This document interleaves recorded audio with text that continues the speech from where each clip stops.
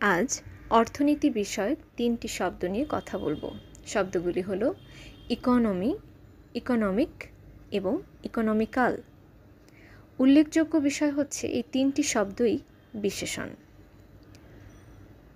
Economy noun হিসেবেও কাজ করতে পারে, তবে এই শব্দটি যখন বিশেষণ হিসেবে কাজ করছে তখন এর অর্থ দাঁড়াচ্ছে একটি বস্তু বিষয়ক।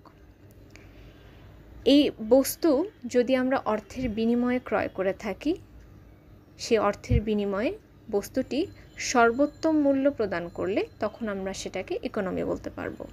যেমন একটি বাক্য দিয়ে বোঝানো যেতে পারে অ্যান ইকোনমি প্যাক। এখানে ইকোনমি শব্দটি অ্যাডজেক্টিভ হিসেবেই কাজ করছে।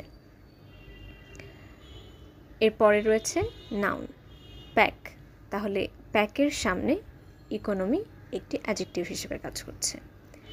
ইকোনমিক, এটির বাংলা অর্থ অর্থনৈতিক, মানে যখন আমরা অর্থনৈতিক কোনো বিষয় নিয়ে কথা বলবো তখন আমরা ইকোনমিক শব্দটি অ্যাডজেক্টিভ হিসেবে ব্যবহার করতে পারি। এবং ইকোনমিক্যাল মানে হচ্ছে বাংলা অর্থ দ্বারায় মিতব্যয়ী। যে কোনো কিছু ব্যবহারের ক্ষেত্রে যে ব্যক্তি খুব বুঝে শুনে হিসাব নিকাশ করে ব্যবহার করছে তাকে আমরা মিতব্যয়ী বা ইকোনমিক্যাল বলতে পারি। এটির আরেকটি সিনোনিম হতে পারে ফ্রুগাল। ধন্যবাদ।